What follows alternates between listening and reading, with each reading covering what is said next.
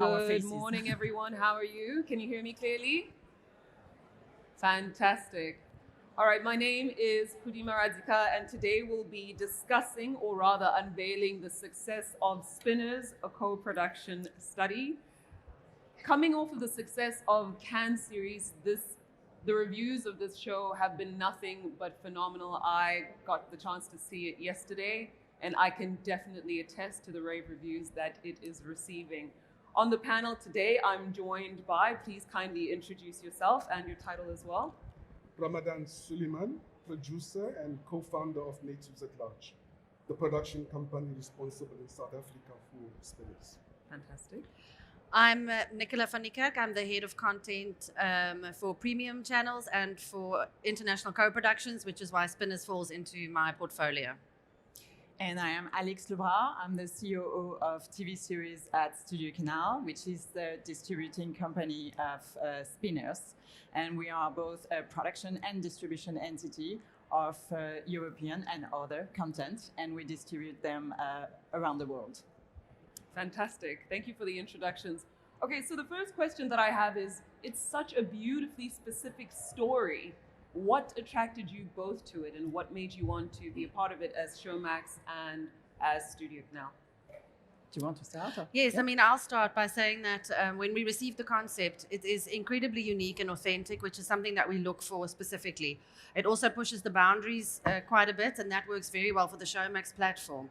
We were then incredibly, excited about the fact that there was an international party that is, interested in content like this, because you're always looking for a story that can travel well. So we were just super happy that you also felt that would travel well. Yeah, I think it's definitely one of the assets of the show.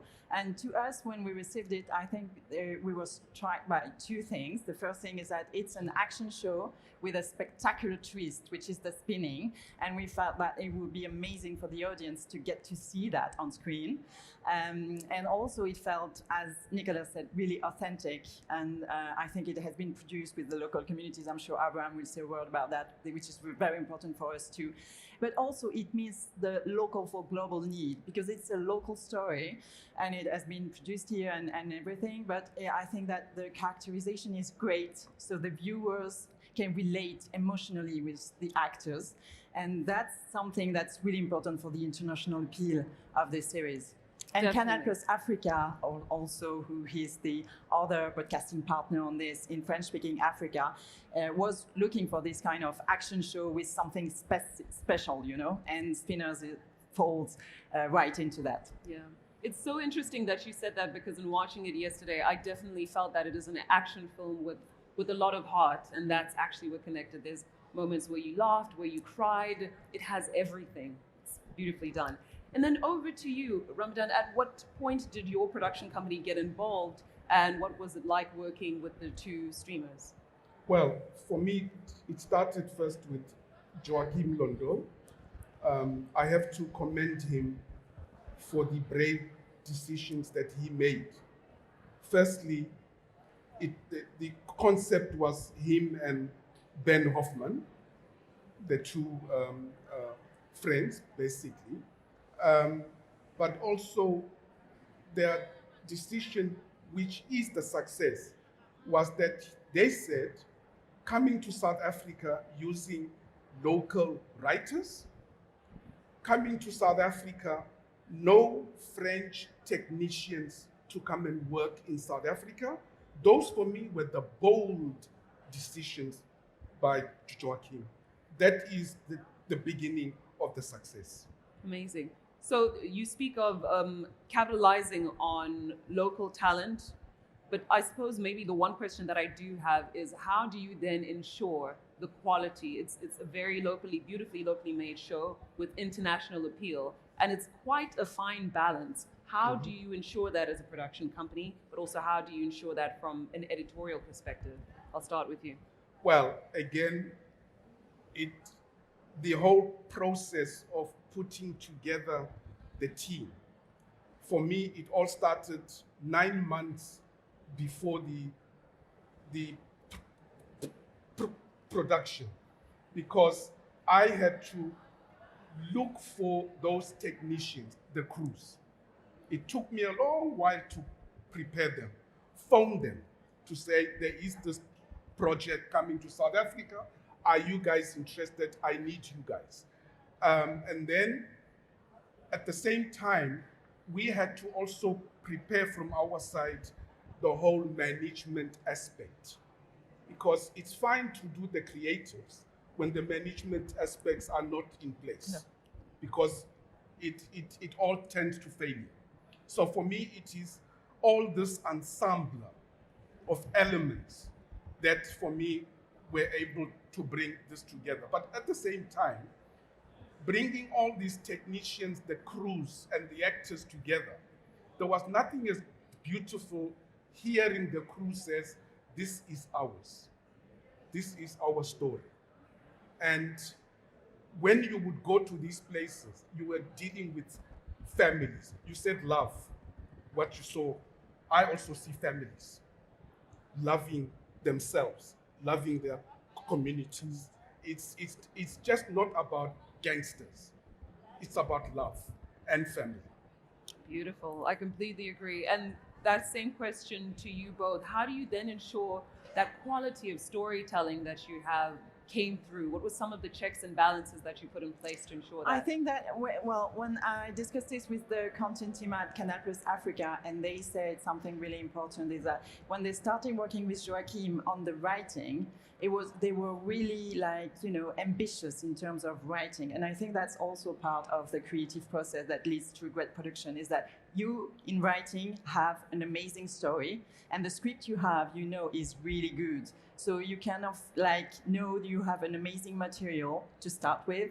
And then it's also a question of trust with the production company you're working with. And I think that we found this trust with both Joachim and Ramadan. And so we have this really authentic story now because we had this amazing relationship down the road.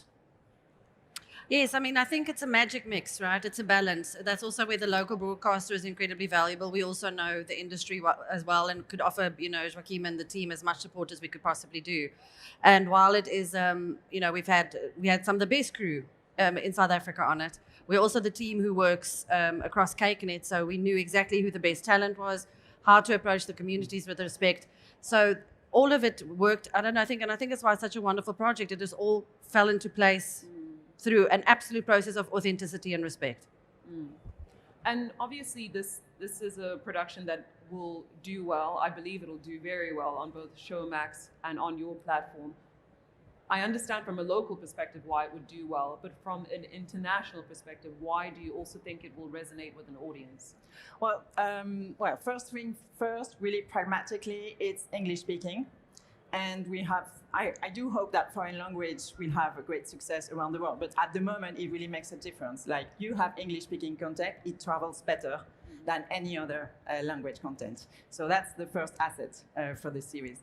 And then it goes back to what we were saying before. I mean, you have a really good storyline of action along the series, which is really appealing to the viewers. But you also have so many emotions that you relate to the characters, and you actually want to see their journey, and you want to see what happens, and you relate to them, and you love the lead role, Cantona James. I mean, he's an amazing actor. He's going to be a star. I can tell you, I was in Cannes when we presented the show at Cannes series, and the audience connecting so well to him, like I'm sure we're gonna hear about this one. So it's a mix of all of this: the characterization, the action line, the fact that we were really ambitious in terms of production value, and it's English speaking. This is the great package to be sold internationally, and I'm really happy to share with you that in addition to having sold it to Canal Plus in France, we also have sold it to SBS in Australia. So the show is going to be aired in Australia really soon, and we're so proud of that. And Incredible. I'm sure many more are going to come. So, incredible. Well done. That's a great achievement. Well, I just want to turn over to you. We've spoken about the things that the show is doing really well, but obviously it was shooting on the ground. There's a lot of very street level casting, which makes it so beautifully authentic. What were some of the challenges, for example, that you faced during the production of this, if you want to speak to those? Well, the challenges where it's part of the script. You can't run away from it. Shooting in an area which is for many of us here is a no-go area, right? But it was the courage of how do you still go in there and be able to meet the community, have meetings with almost everyone, including the gangsters, right? Negotiating with everyone. But something beautiful happened in my view, which I experienced with some of the crew members who work in those communities, whereby every Saturdays they distribute food parcels. So already there is a link and communication between the crews that we didn't know, right? But that also played to our benefit as well. But there were instances where on 3 occasions we had to stop shooting because of killings that took place almost 50 meters away from our set. And we all know as well that the police were there to assist us in making sure that we are able to face these challenges. We would call off the shoots for 2 days or 3 days, waiting that things to calm down, because whenever there's a shooting, there's always a retaliation. So we had to manage all those elements. And but that was the major challenge. But it wasn't a real challenge because it wasn't against us. But we were able to manage that. But the challenges as well was with the crew. Joachim gave us the liberty of making sure that we are bold in selecting the crew. For example, there aren't almost no line producers in South Africa who are black.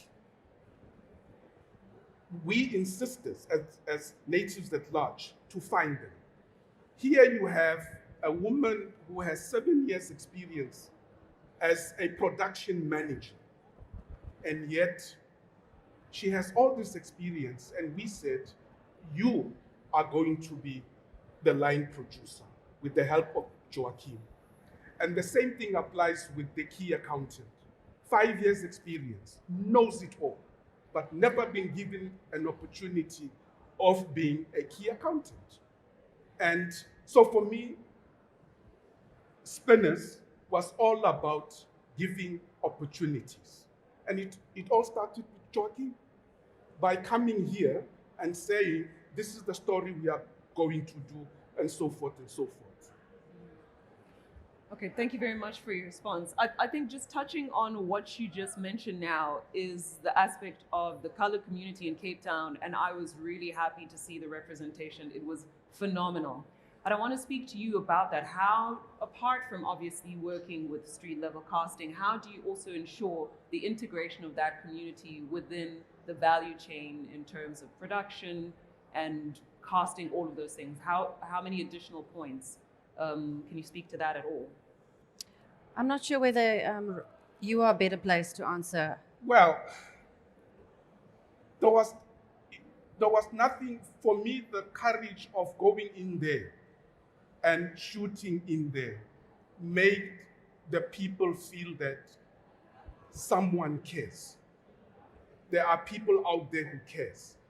We used many of those houses in especially Lavender Hill, where we would use them as our wardrobe, makeup places inside those houses. So families felt that they were being paid for us to use their spaces. We had our caravans outside, but we felt that part of it needed to go into those homes for them to feel that, you know what, at the end of the week, we're going to be receiving a certain amount. So they in turn became our guards to make sure that nothing happened. So it went on throughout the production. It's all about them feeling we are not neglected. It is true that I call them so-called colored. I don't use the term colored because they are all black. I believe they do feel that they are being neglected in the whole political space. And us going there made them feel that they are wanted, somebody cares. So hence, I think it was last week when we even did a premiere in Lavender Hill. Again, they feel that, oh, these people do care by bringing the series in there. I wasn't there to watch. Yeah, we had response. asked the City of Cape Town for assistance, and we were able to organize a community screening, and we have another one, I think, in October. Okay. Yeah. Beautiful. Because we wanted to be able to show them the amazing work that was done before they see it on platform. Yes. And can you speak to some of the reception that people had on Yes, watching it? look, I mean, I think it's such a beautiful story, and they felt incredibly proud of it. It was a bit of a sensitive situation because the age restriction is quite high, and they wanted the entire family to go watch it. So there was like, oh gosh, no, the 4-year-old can probably not watch today. So that was a little situation that we had to face. But very proud of it, a sense of ownership to it, which I think is great. Incredible. Can I just add an anecdote? When we were working with some of the so-called gangsters as extras, after 3 days of working with them, they came to me and said, Mr. Ramadan, can you stop calling us extras? We are actors. Good. I love the collaborative spirit that was on set and throughout this entire process. But speaking of co-production specifically, I know this is not the first co-production between Showmax and the Canal Plus group. What specifically about the African market is so interesting right now, firstly, and secondly, what are the types of stories you'd like to see more of in a co-production sense? I think what's really quite nice and what I'm very thankful for in the working relationship with Canal is specifically that we're very clear on how our rights differ and are distributed across. So that's one thing that's really important. And what I also enjoy about a co-production with Canal is that they are not sort of, there's certain continents that you work with that would prefer a specific sort of standard of story that feels quite homogenous, where Canal really encourages fierce authenticity across the African continent. Language doesn't matter, even sometimes prefer not English, which I think is really fantastic. So that is why I think a co-production between us is incredibly beneficial, because we hyper-localize pieces of content. So am I hyper-localized pieces of content? Am I breaking up, or is it I'm just tired? Is it me? Okay. No. Sorry. Let's give a round of applause. Energy. Thank you. Energy. Yeah. So we end up with hyper-localized pieces of content that feed our platforms, and then we have a very good international partner. So I mean, for us, it's just content that resonates on the African continent in whichever place you are, in whichever language that you require. That will work for us, and then I hope for them. Yeah. Yeah, no, definitely. On your first point, Africa is definitely a key market for the Canal Plus group, and it's very important also to develop local stories with local production, and language is also very important so that our audience can relate to what they see on screen. So that's the first thing about African projects. And then I think that with a partner like Mnet, as Nicola said, we know what works for our audiences. We are very clear with each other along the creative process, when we share notes, when we discuss what works, what doesn't work. And so that's really easy. And at the end of the day, we're looking for really ambitious stories, in terms of storytelling and production. So I think that where we meet together and when we can find the series that work for both of us. And then in terms of a co-production, of course, I think that it's really, there's a virtue to it in terms of developing, because we have many creative voices, so we have to confront each other, sometimes to fight a bit, but sometimes we agree on things, and that just makes the scripts better and better and better down the road. And then also the thing is that we have Canal Plus in French-speaking Africa, we have Mnet in English-speaking Africa, you have Studiocanal distributing it, and so you have more money, and that also is really important to produce good shows. Let's be honest. So that's key for the success of a co-production as well. Okay, so you guys in the audience heard it. If you want your story co-produced with Showmax and Canal Plus, you're looking for authentic stories that travel internationally Yeah, and work locally as well. Amazing. exactly. Okay, so just in terms of just some of the experiences you've had as a producer, there's a lot of producers in the audience. If you could just raise your hands, everyone in the audience who's a producer, quite a few. I'd imagine they would like to know what advice to take from you in terms of a co-production. How do you make it work as a producer, first-time producer wanting to do this and do it well? Well, there's no recipe because it all depends on how the two of you producers or parties are able to sync with each other. My experience, I should say, is that Joachim, in doing his doctorate, I learned this when he first met me through Zoom. And thanks to Zoom, because a lot was done initially. He had studied my works as part of his doctorate. So it made life easier. Right? But I think it's all about making sure that the producer who's coming to South Africa for the first time to do a project, it's important for the South African producer to make sure that facilitating and knowledge of the terrain, knowledge of the accounting systems, because at the end of the day, it's all about how do you manage the money. That for me is the bottom line.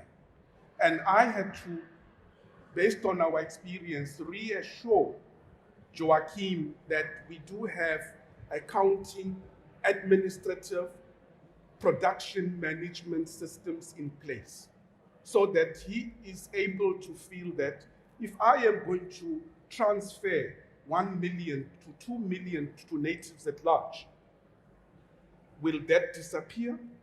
Will there be accountability? It's normal. Why must he trust me? He doesn't know me. He's never worked with me.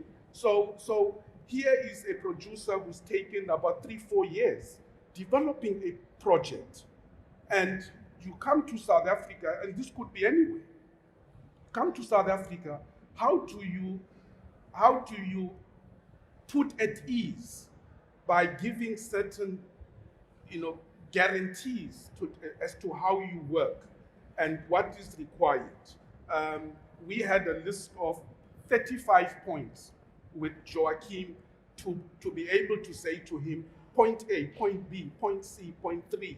Every one of them were things that we were requiring in order for us to submit an application, for example, to the DTI, because Joachim wanted the DTI, right? Because it's a huge amount. You're dealing with 30%.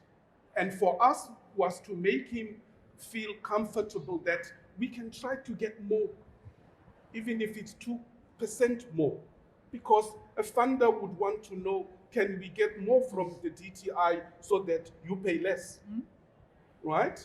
And for me, it is all these little elements of management, making sure that things are done correctly, reporting mechanisms. How do you prepare systems so that the funders are comfortable in knowing that every week you will be receiving your cost reports, so that to be able to see that the monies are being spent appropriately. And I believe that productions do not have an excuse to make errors. You can't make an error, and this is my pride with Spinners. There wasn't a single accounting error, not a single one. And the book speaks for themselves. So to put ease other producers, we as South Africans have to make sure that things are in place, especially who authorizes at the bank. It can't be Ramadan alone. Who else? So we have to negotiate to say it has to be the production company in France, who in France is going to co-authorize with me, or who would be the third person in case one or two of us are not available on set, hence the line producer. So we put these things in place to make sure that everybody feels that, okay, we are at ease. It's all about trust. And at the end of the day, why must they trust me? I need to buy cars, isn't it? It's a South African habit now, isn't it? We buy cars. So they read about these things. And they want to feel at ease to say, okay, let's go ahead. So for me, as producers, it's all about building a trust and making sure that things run smoothly. So that's a very interesting topic there, and I think I just want to settle there a little bit. Just from your experiences, obviously, what are you looking for as Showmax when a producer approaches you, apart from the systematic, detailed interrogation of work ethic and everything else? What are you looking for that would make you trust a producer to make something amazing? You want me to? Yeah. Well, I mean, I think a track record is everything. You know, you are only as good as your last episode, unfortunately. Also, I mean, at Multichoice, we make about 7,000 hours of content in a year. So we work with a massive variety of producers. So there is a lot for us to draw from. So we don't only work with established producers, but we do see the people coming up the ranks when they start creating their own production companies, and we'll know what they've worked on before. So we really do look at a track record. A co-production is a major financial risk. You have a license investment, you have an equity investment, you have a foreign partner that you cannot let down. So it's not, co-productions is not something we willy-nilly go into, and we really actually do look at making sure that there's a level of experience that comes with it so that all parties are safe. Yeah, I totally agree. I think the track record is key. And I also think that the talents you're working with also speak for yourself. Did you find like a great writer? Do you have a great producing partner sometimes when you're producing on ground? Or do you have access to a great actor or actress that makes a difference in our territories, you know? So this is also a package that can attract us. Fantastic. All right, so just on this aspect of co-production alone, I'd like to, because I do have a few more questions, but I'd like to open it up to the floor because I know there's some specific questions related to this. Is there a mic that can move around? And then we'll close off with a few more questions. Okay. We'll take the first question from you.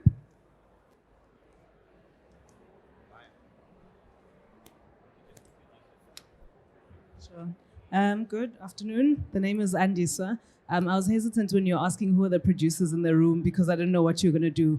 It's actually not even a question. It's really a remark. I appreciate, this conversation and where it's been right now, because as a social media producer transitioning into production or back into production, I really appreciate what you've shared, which is, the real case study of a co-production and what it means as a producer.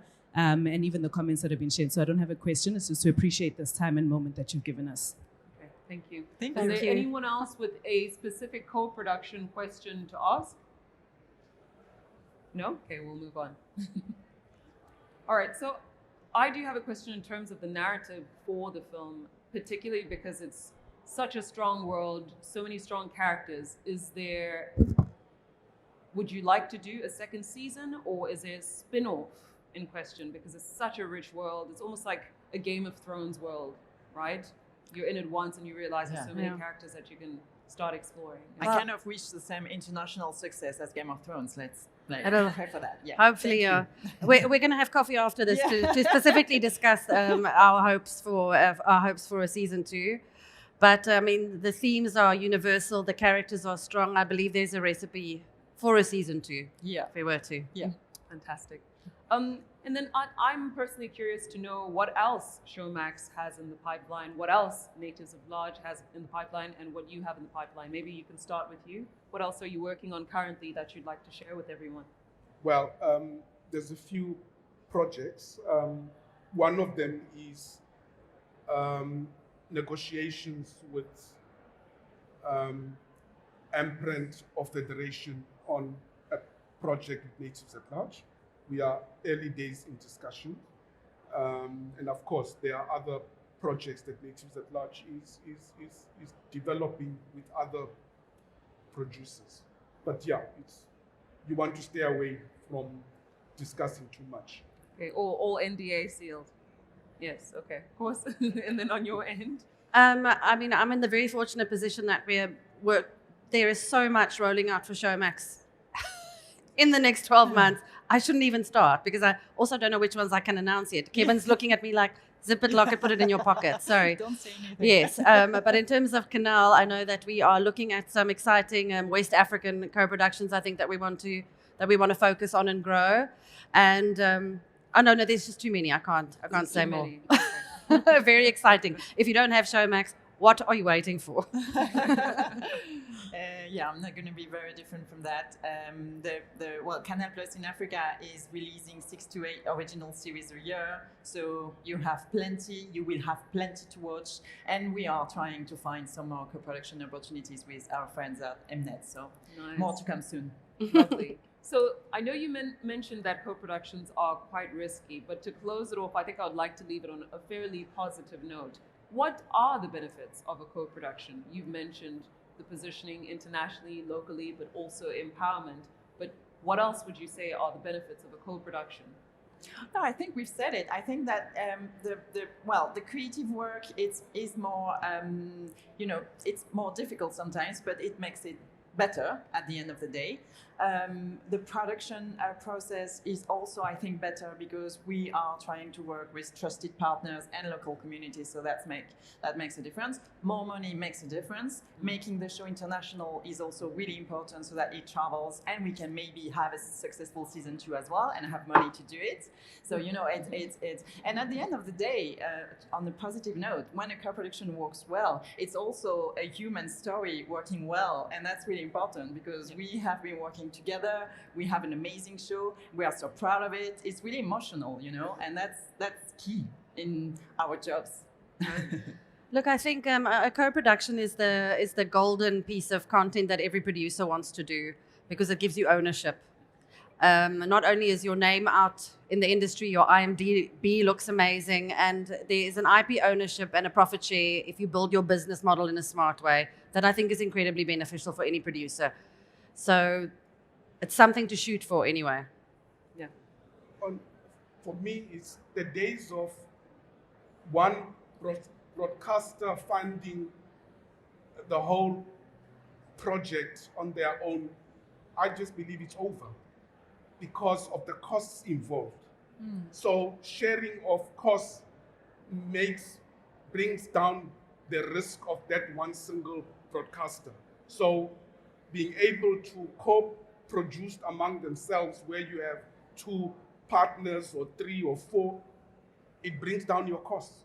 So that for me is the future. Fantastic. All right, thank you very much, guys. I think we're just going to have a few more questions. You guys did not seem too inquisitive earlier, but perhaps maybe now you have some questions. Anyone on the floor? We have successfully answered all questions. Yes, they have successfully cleared all of your questions. Really good. That's amazing. Thank you very much, panelists, for your Thank you time. so Thank much you. for your And thank you, everyone, for attending. Thank you, guys. Thank you so much. Thank you. Thank you. Thank you, Ramadan.